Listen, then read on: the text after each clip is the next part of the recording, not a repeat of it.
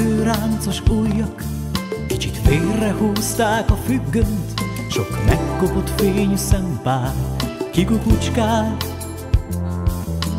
Egész lenn a földszinten letette a vödröt a házmester, s kezében a partvis is megállt.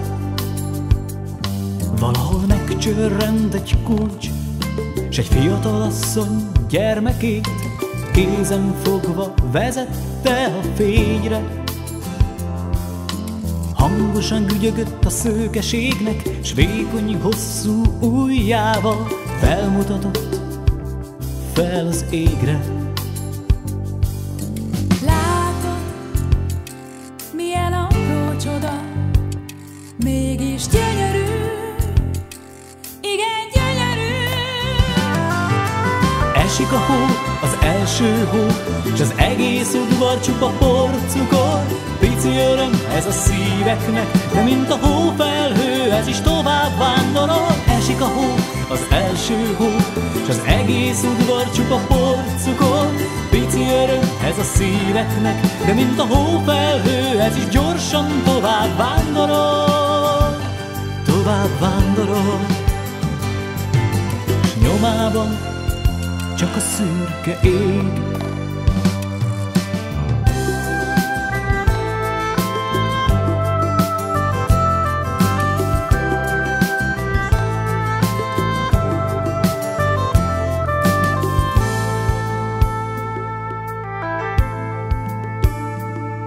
Olyan jó szavú lett a tél, olyan tiszta és csendes, a sötét szobában mindenki gyerekként álmodik.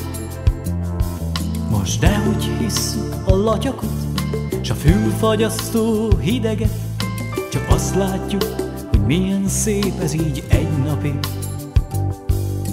Látod, milyen apró csoda, mégis gyönyörű, igen gyönyörű. Esik a hó, az első hó, s az egész udvar csupa porcukor. Pici öröm ez a szíveknek, de mint a hófelhő, ez is tovább vándorol. Esik a hó, az első hó, s az egész udvar csupa porcukor. Pici öröm ez a szíveknek, de mint a hófelhő, ez is gyorsan tovább vándorol. Tovább vándorol. Esik a hó, az első hó, s az egész udvar csupa porcukor. Pici öröm ez a szíveknek, de mint a hófelhő, ez is tovább vándorol. Esik a hó, az első hó, s az egész udvar csupa porcukor. Pici öröm ez a szíveknek, de mint a hófelhő, ez is gyorsan tovább vándorol. Tovább vándorol, s nyomában nem marad más, csak a szürke ég.